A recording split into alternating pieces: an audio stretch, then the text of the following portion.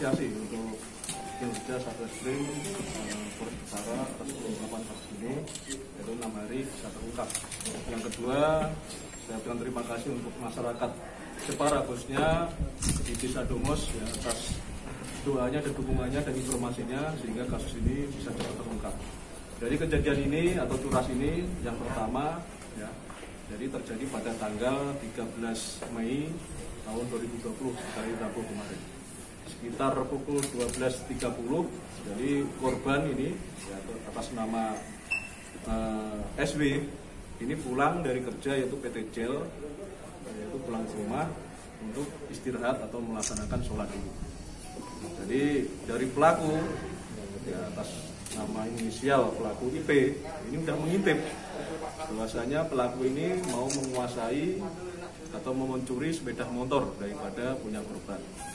Ini sewaktu korban sholat, ya, sholat dan akan apa istilahnya salam terakhir, ya, menoleh ke kanan. Ini waktu ini pelaku masuk ke kamar korban mau ngambil kunci daripada sepeda motor tersebut. Dan diketahui korban, ya, karena pelaku panik, korban langsung dipukul, ya, ditendang, ya, ditendang, ya, korban terlungkup, langsung dicekek ya sama pelaku ini. Selama 5 menit, akhirnya korban meninggal dunia. Ya, setelah korban diketahui pelaku pingsan dan berdaya, ditinggal, kuncinya diambil, motornya termasuk di situ dompet ya punya korban termasuk handphone ya diambil sama pelaku, dan motor ya sepeda motor diambil juga. Ya, dibawa lari menuju ke Tasikmalaya ya di sana di Jawa Barat.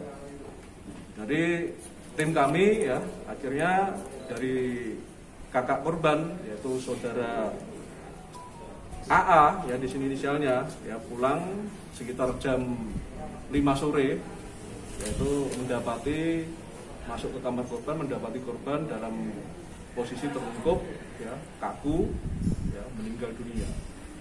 Jadi langsung dari kakak korban ini melaporkan kejadian ini ke Polres Jepara, dan kami dari tim Resmob Satreskrim Polres Jepara menindaklanjuti langsung dan mengolah TKP dan mengumpulkan ya saksi-saksi termasuk alat bukti di situ ya saksi-saksi di lapangan, dan langsung juga cepat ya, alhamdulillah ya, kita dapat tunjuk langsung meluncur ya ke Jakarta Barat ya, untuk mengejar daripada keberadaan dari pelaku ini. Dan di Cengkareng ya waktu pelaku mau transaksi ya dengan pembeli ya, rencananya pelaku ini mau ke Lampung ya, pulang ke rumahnya di Lampung ya menjenguk istrinya. Ini akan menggunakan uang hasil pembelian daripada sepeda motor tersebut. Sebelum itu terjadi transaksi ya, tim kami dari Resmob berhasil menangkap dan mengamankan daripada pelaku. Termasuk selanjutnya ya tim kami mengembangkan ya buka cepat untuk mengamankan sepeda motor yang dititipkan kepada saudaranya di Tasikmalaya. Ya rencananya yang akan dijual sepeda motor tersebut. Itu terjadi pada tanggal 19 ya Mei kemarin. Sekitar pukul 12.30. Jadi tim Resmob berhasil menangkap daripada pelaku tersebut.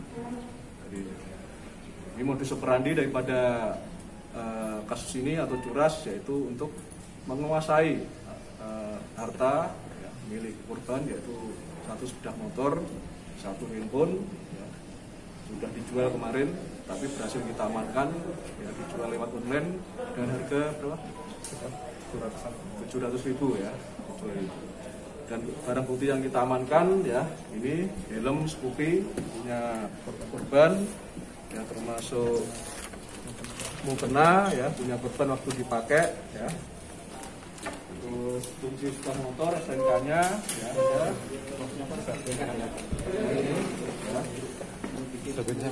Terus handphone ya merek Oppo ya. Kemarin dari korban dicuri pelaku ya, termasuk jaket ya ini.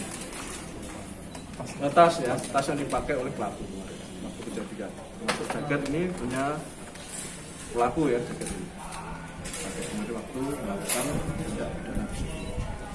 Dan perlu diketahui bahwa pelaku ini merupakan penjahat residivis ya. Kemarin tahun 2015 itu udah pernah ya istilahnya vonis di pengadilan Ciamis ya. Di sana keluar ya, kurang lebih menjalani hukuman selama 1 tahun di lapas Ciamis sana ya, sekarang ini melakukan kejahatan lagi kasus yang sama curanmor juga. Terus kemarin mereka dia dapat asimilasi apa gimana? Enggak dapat. Ini tahun 2016 selesai semuanya. Tersangka ini statusnya apa di Jepara ya? Jadi apa? Kamu di sini kerja atau apa? Kuli Pak. Kuli apa? Kuli kayu sama mukul kayu sama kakak saya. Kuli kayu. Sampai membunuh korban gimana Mas? Tadinya saya nggak ada niatan untuk membunuh, cuman pas si korban nengok ke saya terus Sholat ya? dia pas beres sholat beres buka kena itu langsung dia teriak gitu loh ke saya. Makanya otomatis saya langsung panik memukul ininya. Terus kamu cekek? Dia pas kembali langsung saya cekek. Mana kamu orang sholat kamu? Hah? Matimu di mana? Anak yatim itu mah. Udah kenal sama korban lu? Udah kenal. Udah. Sadis sekali kamu. Hah? Itu rencana mau buat apa? Membuat pulang ke Lampung malamnya. Udah anak berapa? Kalau saya belum Punya anak? Sebenarnya sudah ada rencana untuk mencuri itu mas, sebelumnya. Bisa anak itu yang kamu incar Mas? Sudah direncanakan atau gimana mas? Ya pas saya lewat ke rumahnya otomatis posting lihat motor itu di luar sama pintu ngebuka, saya intip dulu. Pas diintip sama saya itu nggak ada siapa-siapa Pak. Terus pas langsung masuk ke dalam lihat habis beres sholat lagi ngebuka pintu masih. Artinya kamu memang tahu kalau korban itu sendirian dulu Mas? Ya sendirian kan semalamnya kan saya emang main sih ke situ. Sempat diperkosa Mas ya? Enggak. Visum ada Mas? Ada Perkosa? Enggak. Jadi untuk pasal ya yang disangkakan yaitu pasal 365 ayat 3 KUHP, ancaman hukuman penjara paling lama 15 tahun. Jadi bagi masyarakat Kabupaten Jepara ya, semuanya kita jaga sama-sama kondusivitas ya. Kabupaten Jepara ini aman dan kondusif. Saya yakin ya setiap kejahatan ya, kalau istilah orang Jawa becik ketitik Allah ketoro kan gitu. Ya. Setiap perbuatan jahat kalau disembunyikan pasti akan terungkap. Terima kasih. Bos. Iya. Oh, dari itu keluarganya tuh. Kenal Bu sama ini? Kenal. Gimana? Ya di Sudah kontrak. berapa lama tinggal di situ? Kontrak. Kontrak? Kontraknya udah berapa lama kontraknya Bu? Tahun kemarin dengan tahun ini kontraknya dia. Kan kemarin kontrak ini. Terus gimana? Mau hukuman yang kemana? Berat atau ringan? Ya berat berapa? Ya. Tuh, doanya orang banyak sudah gitu. Hah? Anak yatim dengan malati lah. Hah? Anak yatim dengan malati Pak. Ini Iya. sholat sama anak yatim. Alhamdulillah cepat ketangkap ya. Alhamdulillah. Makasih ya. Saya sama kita proses hukum lanjut.